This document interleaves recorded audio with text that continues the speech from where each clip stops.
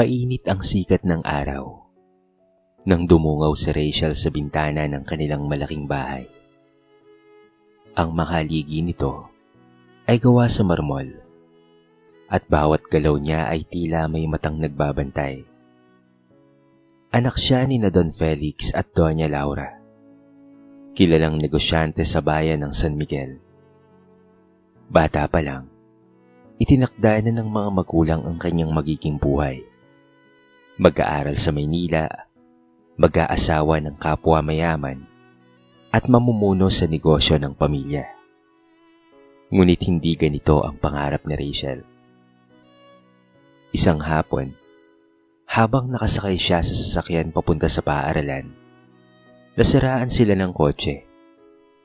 Dito niya unang nakilala si Eugene, isang binatang mekaniko na may mga kamay na marungis nang dahil sa grasa. Ngunit may mga matang puno ng pangarap. "Miss, kaya ko pong ayusin to," sabi ni Eugene. May kumpiyansa at may ngiti sa labi. Simula noon, hindi na nawala sa isip ni Rachel ang binata. Sa tuwing bibisita siya sa pagawaan, laging naroon si Eugene. Masinop, magalang, at laging handang tumulong. Hindi niya alintana ang amoy ng langis o putik. Para sa kanya, si Eugene ang unang lalaking nakakita sa tunay niyang pagkatao. Hindi dahil sa apelidong dala-dala niya. Lumipas ang mga araw. Naging lihim ang kanilang pagkikita. Sa ilalim ng punong mangga sa likod ng lumang simbahan, doon sila nagkikita tuwing gabi. "Rachel," bulong ni Eugene minsang umuulan, "alam kong malaki ang pagitan ng mundo nating dalawa. Pero mahal kita. Hindi ko kaya kung mawawala ka sa akin." "Hindi naman ako mawawala, Eugene," tugon niya. "Kahit saan, kahit kailan." Ngunit isang gabi, nahuli silang magkasama ni Doña Laura. "Rachel, anong ginagawa mo? Bakit mo kasama ang lalaking yan?" Sigaw ng ina, habang hawak ang kanyang braso. Mamahal ko po siya. Hindi ko na kayang magpanggap." "Mahal? Alam mo ba kung anong klaseng lalaki yan? Mahirap lang yan. Wala kang kinabukasan sa kanya." Kinulong siya sa kwarto ng ilang araw. Ngunit hindi napigilan ng mga pader ang tibok ng kanyang puso. Sa tulong ng kasambahay, nakatakas itong si Rachel. At sa labas ng bahay, naghihintay si Eugene, basang-basa sa ulan. Hawak ang isang lumang bag. "Tara na, Rachel," sabi niya. "Simulan natin ang sarili nating buhay." Umalis silang magkasama ng gabing iyon. Walang direksyon, walang pera, ngunit may dalang pag-asa. Sa unang gabi nila sa isang barong-barong sa tabing kalsada, niyakap ni Eugene si Rachel. "Pasensya ka na, mahal ah. Hindi ko maibibigay sa iyo ang karangyaan." Ngumiti si Rachel kahit umiiyak. "Hindi ko kailangan yun, Eugene. Ang mahalaga kasama kita." Lumipas ang mga araw at buwan. At isang araw, habang pinipigilan ng pagsusuka, napagtanto ni Rachel na nagdadalang tao siya. Habang hawak ang tiyan, nag-usal siya ng panalangin. "Panginoon, tulungan niyo po kami. Hindi man madali, pero gagawin namin ang lahat para sa batang ito." At sa unang pagkakataon, sa kabila ng hirap at gutom, naramdaman na Rachel na siya ay tunay na masaya. Sapagkat sa piling ni Eugene, natagpuan niya hindi lamang ang pag-ibig, kung hindi ang lakas ng loob na sumalungat sa mundo. Lumipas ang mga taon mula nang magtanan sina Rachel at Eugene. Ang marangyang bahay ni Don Felix ay napalitan ng maliit na silid na gawa sa yero at pati na rin sa kahoy. Sa dulo ng isang eskinita, tuwing umuulan ay pumapasok ang tubig sa loob. Ngunit para kay Rachel, yun na ang pinakamasayang tahanan sa mundo, sapagkat doon niya nakasama ang lalaking pinili niya sa buhay. At wala siyang pagsisisi na umalis siya sa kanilang mansyon upang makasama ang taong minamahal niya. "Pasensya ka na talaga, Rachel sabi ni Eugene habang nililinis ang maliit nilang hapag. "Hindi ko pa rin kayang makahanap ng matinong trabaho. Yung pagdi-deliver ng motor parts, hindi pa rin tuloy-tuloy ang bayad." Ngumiti si Rachel at inilapag ang nilutong sardinas na may miswa. Eugene, huwag mong isipin yon. Basta't magkasama tayo at may kinakain si Apple. Sapat na yun para sa akin. Sa tabi nila, natutulog ang 6 na buwang gulang na si Apple. Mahimbing ang tulog sa banig. Araw-araw, ganito ang kanilang buhay. Gigising si Eugene ng maaga, maghahanap ng sideline, at si Rachel naman ay maglalaba sa kanilang kapitbahay. Kapag gabi, nagkikwentuhan sila habang pinapanood ang kanilang anak. "Alam mo, Rachel," sabi ni Eugene minsan, "pangarap kong ipagawa tong bahay natin balang araw. Hindi man malaki pero gusto kong maging maayos para kay Apple." Magagawa natin yan, Eugene. Sagot niya. Kasi masipag ka at mahal mo kami. Lumipas ang panahon at tinupad nga ni Eugene ang kanyang pangako. Nakahanap siya ng trabaho bilang delivery rider sa isang online store, habang si Rachel ay natutong magbenta ng mga ukay-ukay sa palengke. Sa unay mga damit na bigay ng kapitbahay, hanggang sa matutong magbenta ng mga luxury ukay, mga branded items na pinupuntahan ng mga mamimili. Madalas, sabay silang magtulungan. Si Eugene ang nagdadala ng mga sako ng damit, habang si Rachel naman ang mahusay na nakikipag-usap sa kanilang mga suki. Uy, Ate Rachel, may bago ka na bang bag? Bati ng suki. Oo, imported to. Pero bibigyan kita ng tawad kasi suki ka na. Sabay ngiti ni Rachel. Naging masaya at payapa ang kanilang maliit na mundo. Si Apple, na ngayon 10 taong gulang, ay masunuring bata. Marunong na siyang magluto ng kanin at magbantay ng tindahan habang wala ang kanyang ina. Nay, balang araw, bibigyan ko po kayo ng malaking bahay. Pangako ni Apple habang tinutulungan si Rachel na magbalot ng mga ukay. Tuwing gabi, kahit pagod, magkasamang kumakain ng mag-asawa at ang anak sa maliit na mesa. "Mahal," sabi ni Eugene isang gabi, "kaya natin to. Hindi tayo bumitaw noon at hindi rin tayo bibitaw ngayon." Ngumiti si Rachel. Basta't magkasama tayo, Eugene. Walang unos na hindi natin kakayanin. Ngunit sa kabila ng kanilang kasiyahan, tila may mabigat na hangin na dumampi sa paligid. Sa mga ngiti ni Eugene, may halong pagod at kaba. Maraming beses siyang nagmamadali sa biyahe, nag-overtime, at halos hindi na nagpapahinga. Eugene, magpahinga ka naman. Wika na Rachel minsan. Baka mapano ka pa. Tumawa lang ang lalaki. "Huwag kang mag-alala, mahal. Kaya ko to. Para sa inyo ang lahat ng ginagawa ko." Pero ang hindi niya alam, yun na pala ang huling araw ng kanilang tahimik na kaligayahan. Maagang gumising si Eugene isang Lunes ng umaga. Habang tahimik pa ang paligid, abala siyang nag-aayos ng mga kahong may lamang luxury ukay items na ipapadala sa bayan. Huwag mo nang dalhin ng lahat, Eugene, sabi ni Rachel habang tinatali ang kanyang buhok. Ang lakas ng ulan, oh. Baka mapano ka pa. Ngumiti lang si Eugene at hinaplos ang pisngi ng kanyang asawa. "Kailangan nating kumita, mahal. May nag-order na 5 bag sa kabilang bayan. Malaki-laki ang kita natin roon." Habang nilalagay ni Eugene ang mga kahon sa motor, tumakbo si Apple at yumakap sa kanya. Papa, mag-iingat ka po ha. Ngumiti siya. "Oo naman anak, pag-uwi ko, may pasalubong akong hopya sa'yo." Umalis si Eugene sakay ng motorsiklo. Dala ang mga panindang pinaghirapan nilang mag-asawa. Habang unti-unting lumalakas ang ulan, pinagmamasdan ni Rachel ang papalayong likod ng asawa. Hindi niya alam kung bakit parang may kaba sa kanyang dibdib. Lumipas ang tanghali. Bumabagyo na. Tumilim ang kalangitan at malakas ang ihip ng hangin. Tumawag si Rachel sa cellphone ni Eugene. Walang sumasagot. Tinawagan niya ulit, pero wala pa rin.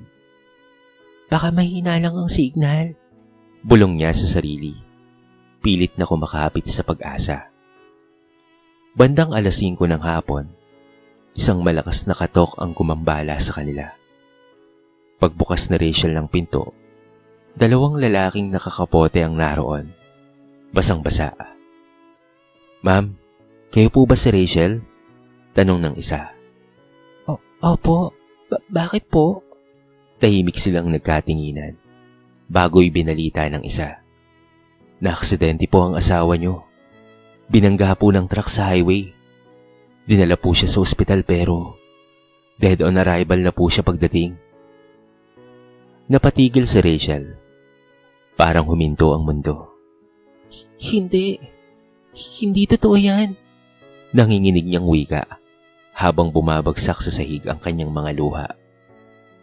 Kaninang umaga lang kausap ko siya. Niyakap siya ni Apple na umiiyak. Nay, totoo po ba? Totoo po ba ang nangyari kay Papa? Ngunit wala nang lumalabas na salita kay Rachel. Ang tanging naririnig niya lamang ay ang lagaslas ng ulan sa bubong, kasabay ng pagdaing ng kanyang puso. Ilang oras ang lumipas. Naroon siya sa ospital. Hawak ang malamig na kamay ni Eugene. Eugene, bulong niya. Sabi mo mag-iingat ka. Sabi mo babalik ka. Niyakap niya ang katawan nito. Humahagulgol habang pinagmamasdan ni Apple ang ina mula sa sulok. Hindi alam kung papaanong tatanggapin ang pagkawala ng kanyang ama. Lumipas ang mga araw at nailibing na nga si Eugene sa isang simpleng sementeryo. Dumating ang ilang kaibigan. Ngunit ni isang kamag-anak ni Eugene ay hindi tumulong. Tahimik si Aling Feli at Luz. Nakatingin lamang mula sa malayo. Walang ipinakitang awa o simpatya. Habang binabaon ang kabaong sa lupa, muling bumuhos ang ulan. Bakit ngayon pa, Eugene? Umiiyak si Rachel. Sabi mo ipaglalaban mo kami hanggang dulo. Niyakap niya si Apple at sa ilalim ng malakas na ulan ay binitawan niya ang isang panada. Hindi ko alam kung papaano kong kakayanin. Pero para sa anak natin, tatayo ako. Para sa pagmamahal mo, hindi ako susuko. Ilang araw pa lamang ang lumipas matapos mailibing si Eugene, ngunit tila ayaw pa ring matigil ang ulan. Sa bawat patak nito, nararamdaman ni Rachel ang bigat ng pangulila. Tahimik siyang naglilinis ng bahay. Pinupunasan ang mga gamit ni Eugene. Ang lumang helmet, ang sarang relo, at ang jacket nitong palaging amoy langis. Habang pinagmamasdan niya ang mga iyon, pumatak muli ang kanyang luha. Hindi ko alam kung papaano kung magsisimula muli, Eugene. Bulong niya. Pero kakayanin ko para kay Apple. Sa labas, naglalaro si Apple. Pilit na pinapangiti ang kanyang ina. Ngunit sa kalagitnaan ng kanilang payapang araw, may kumatok sa kanilang pinto. Malakas, mabigat, at parang mayroong galit. Pagbukas ni Rachel, naroon si Aling Feli, ang nanay ni Eugene, at ang anak nitong si Luz. Pareho silang nakapayong at may dalang mga papel. Ano pong kailangan nyo? Mahinaong tanong na Rachel. Si Luz ang unang nagsalita. Matigas ang boses. Kailangan mo nang umalis dito. Hindi naman talaga sa inyo ang bahay na ito. Napakunot ang noon na Rachel. Anong ibig niyong sabihin? Pinaghirapan namin ito ni Eugene. Lahat ng ipon namin ay dito napunta. Wala kaming pakialam. Singal ni Luz. Hindi naman kayo kasal ng kapatid ko, di ba? Kaya wala kang karapatan. Hindi makapaniwala si Rachel. Luz, kahit ganun, pamilya pa rin tayo. Namatay na nga tayo, hindi ba? Bakit mo pa kami papahirapan? Ngunit suminghal si Aling Feli. Pamilya? Hindi mo ako pamilya. Ni hindi kita gusto para sa anak ko. Kaya ngayon nawala na siya. Akin na tong bahay at lupa niya. At kung ayaw mong magulo, umalis na lang kayo. Kung ayaw niyong tumawag ako ng pulis. Nanginig ang labi ni Rachel. Sa loob ng bahay ay lumapit si Apple.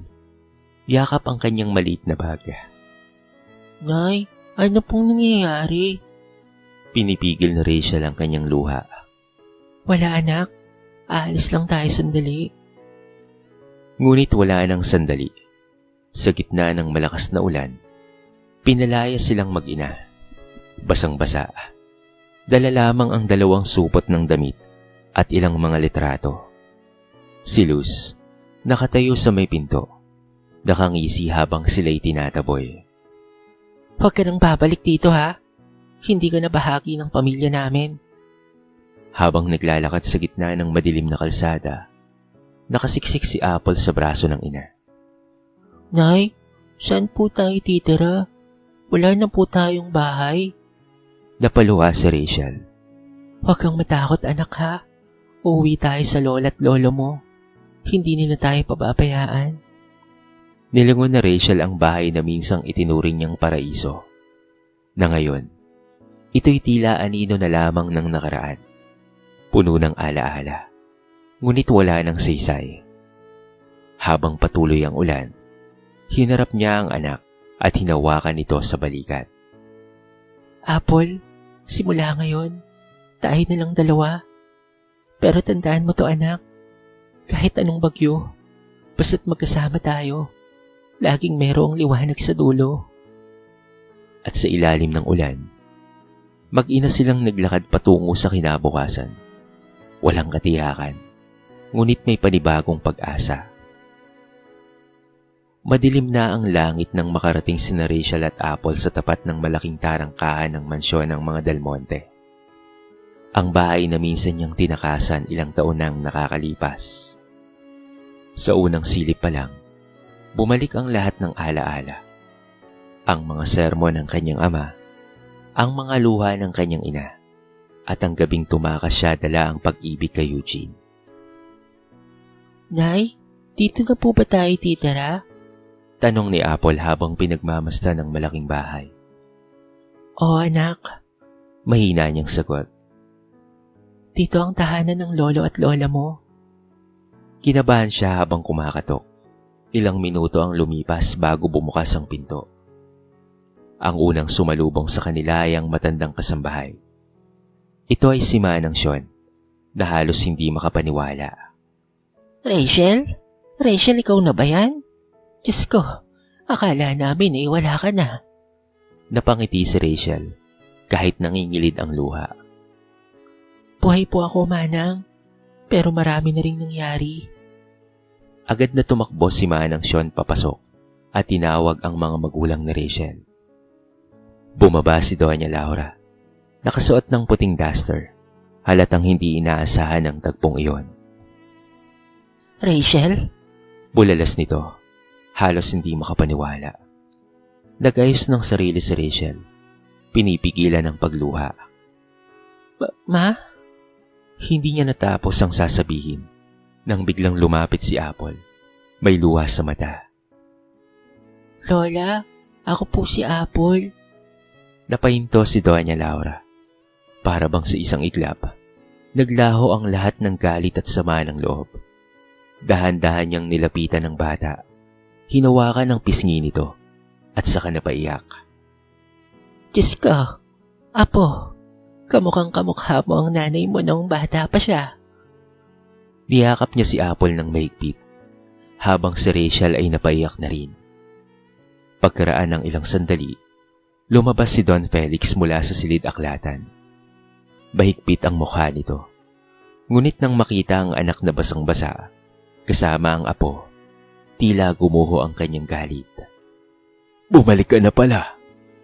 Malamig niyang sabi. Opo, Papa. Hindi po ako nandito para humingi ng awa. Pero wala na po si Eugene. Wala na rin po kaming tahanan. Hindi ko na alam kung saan pupunta. Tahimik si Don Felix. Ngunit nang makita niyang niyakap ni Doña Laura ang mag-ina, napabuntong hininga siya. Manang Sean, wika niya sa huli. Ipaganda mo sila ng mainit na pagkain. Basang-basa sila. At sa unang pagkakataon, sa napakahabang panahon, nakita ni Rachel ang munting ngiti sa labi ng kanyang ama. Lumipas ang mga linggo. Unti-unting bumalik ang kulay sa buhay nila. Tinanggap silang mag-ina sa mansyon. Si Apple ay nag-enroll sa magandang paaralan. At si Rachel naman ay tinulungan ng kanyang ama na magtayo ng sariling ukay business sa bayan. Isang gabi, habang magkasamang nakaupo sa veranda sina Don Felix at Rachel, nagsalita ang matanda. Anak, nagkamali rin kami ng mama mo. Mas pinairal namin ang pride kaysa sa pagmamahal. Pero ngayong nakikita ko ang apo ko, alam kong mali iyon. Nagkamali kami. Lumapit si Rachel at niyakap ang kanyang ama. Papa, wala na po tayong kailangang pag-usapan sa nakaraan. Ang mahalaga po ay nandito kami ngayon. Tinanggap niyo po kami ng buong puso at pinatawad niyo po ako. At sa gabing iyon, sa unang pagkakataon matapos ang mahabang panahon, nakatulog si Rachel ng may kapayapaan sa puso. Sapagkat sa pag-uwi niya, natagpuan niyang muli ang tunay na tahanan at higit sa lahat, ang kapatawaran. Lumipas ang ilang buwan mula nang tinanggap sina Rachel at Apple bilang pamilya. Unti-unting bumalik ang sigla sa kanilang buhay. Sa tulong ng mga magulang, nakapagpatayo si Rachel ng maliit ngunit magarang butik na nagbebenta ng mga ukay items. Ito ay ang Apple's Corner.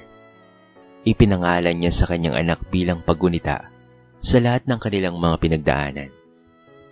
Araw-araw, nakikita ni Don Felix kung gaano kasipag ang kanyang anak at kung gaano ito kagaling sa pagbebenta. Hindi ko akalaing ganito ka katatag, anak, wika niya, habang pinagmamasdan itong nag-aayos ng mga paninda. Ngumiti si Rachel. Papa, natutunan ko pong kapag bumagsak ka, hindi mo kailangang hintayin ng iba para tulungan ka. Dapat marunong kang bumangon. Isang hapon, habang abala si Rachel sa tindahan, dumating ang isang matandang babae. Basa ng pawis, marungis, at halatang gutom. Rachel? Mahinang sabi nito. Nang tumingin siya, halos hindi niya ito makilala. Ito ay si Aling Feli. Kasunod nito ang payat, mukhang lupaypay na babae, at para bang palaboy. Si Luz, may dalang plastik na supot ng tinapay. Anong ginagawa niyo rito? Tanong na Rachel. Malamig ang kanyang tinig. Anak, halos lumuhod si Aling Feli. Patawarin mo na kami. Niloko kami ng taong pinagkatiwalaan namin. Nabenta namin yung bahay. Pero wala kaming nakuha ni Singkong Duling. Wala na kaming matuluyan. Tahimik si Rachel. Sa kanyang isip, bumalik ang gabing pinalaya silang mag-ina sa gitna ng ulan. Ang kirot, ang takot, at ang luha ni Apple. Ngunit bago pa man siya makapagsalita, lumapit si Doña Laura, na noon ay nasa loob ng tindahan. Anong karapatan niyong humarap sa anak ko pagkatapos niyong gipitin at paalisin? Singhal ng ginang. Si Luz ay napahagulgol. Patawad po, ma'am. Wala na po kaming mapuntahan. Si Don Felix, nakakarating lang, ay lumapit rin. Kayo pala ang mga walang pusong nagpalaya sa anak ko at sa aking apo. Dati kayong mapagmataas, pero ngayon ay anino na lamang ng sarili ninyo. Tahimik si Rachel. Matagal niyang tinitigan ng mag-ina. Sa puso niya ay meron pa rin siyang galit, ngunit higit sa lahat ay may awa. Hana, pakibigyan sila ng makakain. Utos niya sa isang staff. Ipagpahinga mo muna sila sa loob ng pantry ng butik. Nagulat si Doña Laura. Rachel? Ngumiti naman siya. Mama, hindi po natin kailangang gumanti. Mas masakit para sa kanila ang konsensya kaysa sa anumang pagkikiganti.